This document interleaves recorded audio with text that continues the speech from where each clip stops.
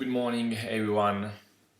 This talk attempts at providing a field-based case study documenting a straight marginal ancient river delta, the subaqueous portion of which was captured by a series of shallow marine canyon heads during progradation. The documented outcrop section is from the lower Pleistocene subsection filling the ancient Messina Strait in southern Italy. Our research is based on two main observations. Canyons are widespread erosional features on many quaternary shelves of the world. Where the shelf is narrow enough, canyon heads often inside the shelf edge at a very close distance from the shoreline. And second, where river deltas penetrate from the terrestrial rim directly into the canyons, they generate facies distribution and deposition architectures that depart from those conventionally indicated for river deltas. So two main questions arise. Are they real deltas? And do we use some good outcrop analog just to understand the basic features of such unconventional systems? We can observe a number of modern examples of canyon heads that were able of capturing river deltas from the shelf of California to the coasts of Angola to the Ganges Delta of India and many others. A recent example was documented by Gamberi and co-workers along the northern coast of Sicily, where a series of canyons backstepped during recent times until to catch sediments delivered from the coast. This modern example was fruitfully compared with a series of outcrop Gilbert deltas of northern Italy, which have been interpreted as subaqueous bodies prograding within narrow shallow water canyons. In southern Italy also, the area of the modern Messina Strait separating Sicily from Calabria is an amazing place for observing shallow water canyons incising a very narrow shelf. Moreover, its onshore margins expose sedimentary sequences that record an ancient tidal strait which underwent analogous processes and sedimentary products during the early Pleistocene. In particular, the margins of the modern Messina Strait exhibit a number of complex minor gullies and canyons connected with a major deeper one, representing an important environmental issue very close to the shoreline, as they are capable of capturing sediments and human artifacts from rivers, and especially after severe flash floods and resulting density flows, as in the modern example.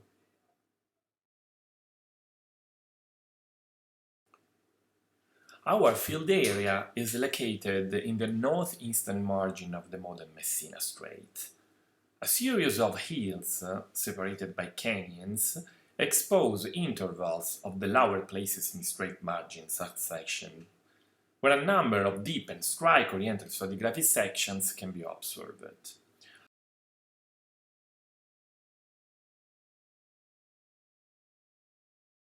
Outcrops are very well exposed and easily accessible, allowing observations from distance and accuracy in the acquisition of stratigraphic and sedimentological data.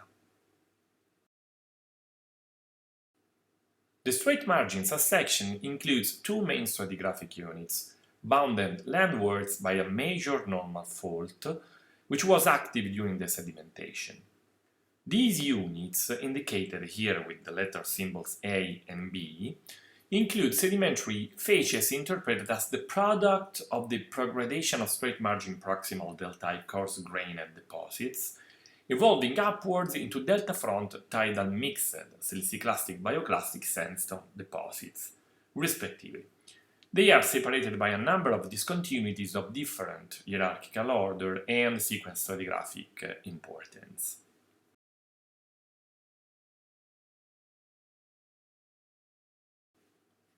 A DTM-based field mapping and the orientation of the main outcrops indicate a certain sinuosity in the in-plane distribution of the deposits, inferred to represent the orientation of subaqueous paleocanyons incised onto the substrate and located at a very close distance from the shoreline at that time. The subsection exhibits two groups of bounding master discontinuities. A number of low-relief and gently sloping surfaces, blue lines here, converging towards the west-northwest basinward and slightly diverging in the opposite direction, landward, because of the sedimentary displacement exerted by the major marginal fault. And second, the erosional discontinuities, redlined in this figure, incising onto the underlying low-relief surfaces. These surfaces delimitate intervals, each one consisting of strata with downlapping terminations to the lower bounding surfaces. Correlation among 5 stratigraphic sedimentological logs indicates a first stage of deltaic progradation, recorded in the Unit A, followed by a second stage of delta backstepping onto the margin, onto the block-faulted margin, recorded in the Unit B. Basal coarse-grained facies consist of poorly to moderately sorted polymictic conglomerates with well-rounded clasts. Shell fragments are sparsely present, and the crude cross-stratification is indicated by abrupt grain size changes defining local sigmoidal geometry.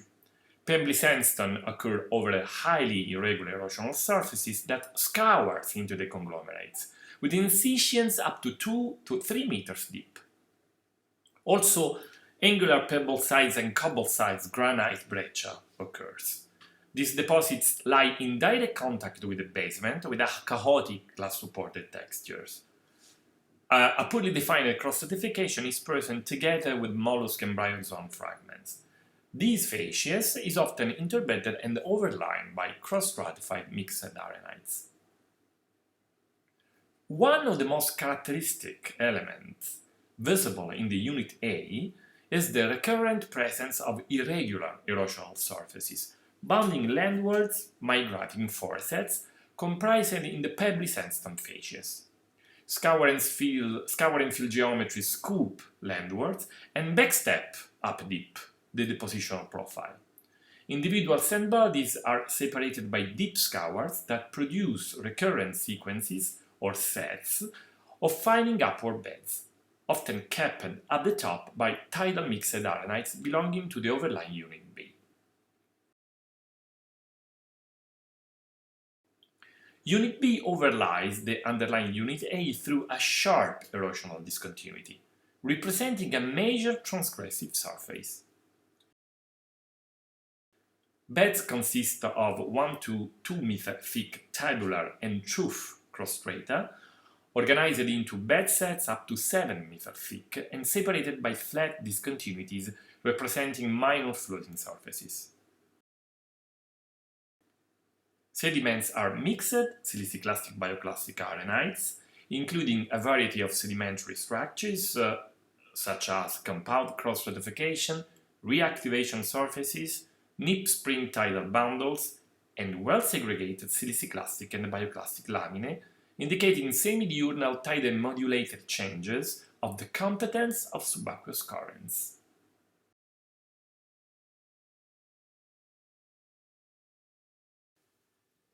The lowermost Unit A shows geometrical features common to supercritical flow bed forms, such as cyclic steps and antidunes. These bed forms are typical of hyperconcentrated hyperpycnal flows generated from a river and entering a standing body of marine water. The grain size of the deposits and the thickness of the bed sets indicate episodic flash fluids of a certain energy capable of eroding the substrate for several meters and, contemporaneously, capable of accumulating huge volumes of pebbly sands. The overthickening observed for Unit A confirms the presence of a lateral confinement of such flows, exerted by the walls of the canyon heads. Moreover, these deposits here are exceptionally well preserved, whereas in open marine settings they commonly suffer from a very low preservation potential due to the post-depositional reworking exerted by dominant waves and marine currents. The overlying Unit B represents the restoration of tide-dominated currents flowing almost parallel or obliquely to the coastline and recording the filling of the canyon and the backstep of the deltaic environments due to the tectonic collapse of the subaqueous footwall.